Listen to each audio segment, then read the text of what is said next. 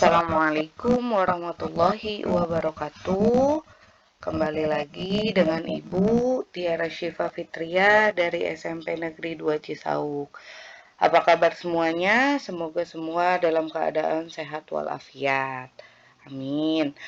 Nah, pada hari ini kita akan belajar tentang pendidikan agama Islam dan budi pekerti.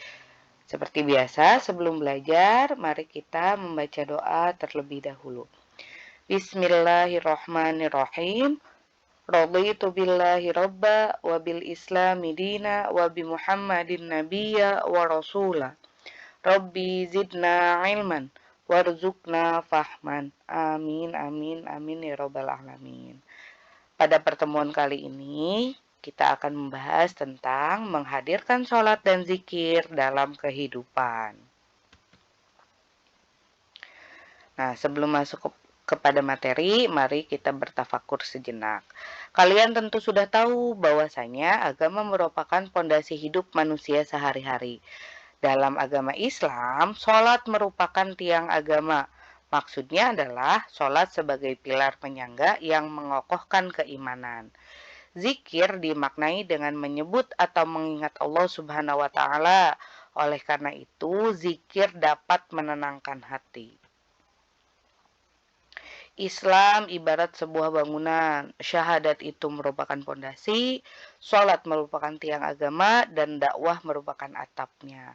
Jika kita sudah bersyahadat tetapi tidak melaksanakan sholat, maka bangunan yang kita bangun tidak akan memiliki pondasi yang kokoh atau tidak akan menjadi bangunan yang kokoh.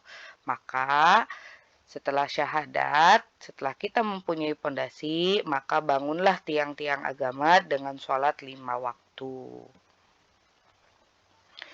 Al-Baihaqi meriwayatkan sebuah hadis, sholat itu adalah tiang agama Islam, maka barang siapa mendirikannya, maka sungguh ia telah mendirikan agama Islam itu.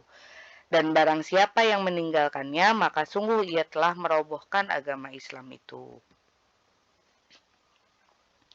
Masuk ke dalam makna sholat. Makna sholat secara bahasa, sholat berarti berdoa atau cara berdoa untuk meminta permohonan kepada Allah Subhanahu wa Ta'ala. Kata sholat berasal dari bahasa Arab yaitu sholla yang merupakan turunan dari kata yusolli, sholatan. Sementara menurut istilah, sholat adalah ibadah yang meliputi ucapan dan peragaan tubuh yang khusus, dimulai dengan takbir dan diakhiri dengan salam. Sholat merupakan ibadah yang wajib dilakukan oleh setiap muslim sesuai syarat, rukun, dan bacaan tertentu. Dalil perintah melaksanakan sholat ada pada surah Al-Ankabut ayat 45 yang berbunyi, Bismillahirrahmanirrahim. Utslu ma uhiya ilaika minal kitabi wa aqimis shalah. Inna sholata tanha 'anil fahsya'i wal munkar. Wala dzikrullahi akbar. Wallahu ya'lamu ma tasna'un. Shadaqallahul azim. Yang artinya, bacalah kitab atau Al-Quran yang telah diwahyukan kepada Muhammad dan laksanakanlah sholat. Sesungguhnya sholat itu mencegah dari perbuatan keji dan munkar. Dan ketahuilah mengingat Allah, sholat itu lebih besar keutamaannya dari ibadah yang lain. Allah mengetahui apa yang kamu kerjakan. Sholat berdasarkan hukum pelaksanaannya terbagi menjadi dua. Yang pertama sholat fardu, yang kedua sholat sunnah. Ada fardu ain, ada fardu kifayah.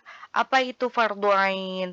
Yaitu sholat yang wajib dikerjakan oleh umat Islam yang mukallaf dan tidak boleh ditinggalkan atau diwakilkan. Sedangkan fardu kifayah adalah sholat yang wajib dikerjakan oleh umat Islam yang mukallaf yang telah dianggap cukup atau sah meskipun dikerjakan oleh sebagian orang saja atau satu orang. Jika tidak, maka menimbulkan dosa. Sholat fardu ain itu contohnya sholat 5 waktu, subuh, zuhur, asar, maghrib, dan isya. Sedangkan sholat fardu kifayah contohnya adalah menyolatkan jenazah. Nah, selanjutnya adalah sholat sunnah. Ada dua juga, sunnah muakkad dan sunnah ghairu muakkad. Apa itu sunnah muakkad? Sholat sunnah yang dikuatkan atau sholat sunnah yang selalu dikerjakan Rasulullah SAW dan jarang ditinggalkannya. Sunnah ghairu muakkad yaitu sholat sunnah yang tidak dikuatkan. Kadang dikerjakan Rasulullah, kadang tidak dikerjakan. Sholat dapat mencegah perbuatan keji dan munkar. Jika sholat dilaksanakan dengan sempurna, sungguh-sungguh, dengan hati ikhlas, maka akan mencegah kita dari perbuatan keji dan munkar. Seseorang yang selalu melaksanakan sholat akan tumbuh rasa takut berbuat dosa, baik dosa kepada Allah, dosa kepada orang lain, maupun dosa terhadap dirinya sendiri. Selesai sholat, biasanya kita melakukan zikir. Apa sih zikir itu? Arti zikir menurut bahasa adalah ingatan atau ingat. Sedangkan menurut istilah, zikir diartikan dengan mengingat Allah. Kita diperintahkan untuk selalu berzikir kepadanya dengan mengagungkan kekuasaan dan kebesarannya agar terhindar dari sifat sombong atau dari kesombongan. Dalil perintah zikir ada pada surah Al-Ahzab ayat 41 yang berbunyi Bismillahirrahmanirrahim. Ya ayyuhalladzina amanu dzkurullaha dzikran katsira. Yang artinya wahai orang-orang yang beriman, ingatlah kepada Allah dengan mengingat namanya sebanyak-banyaknya.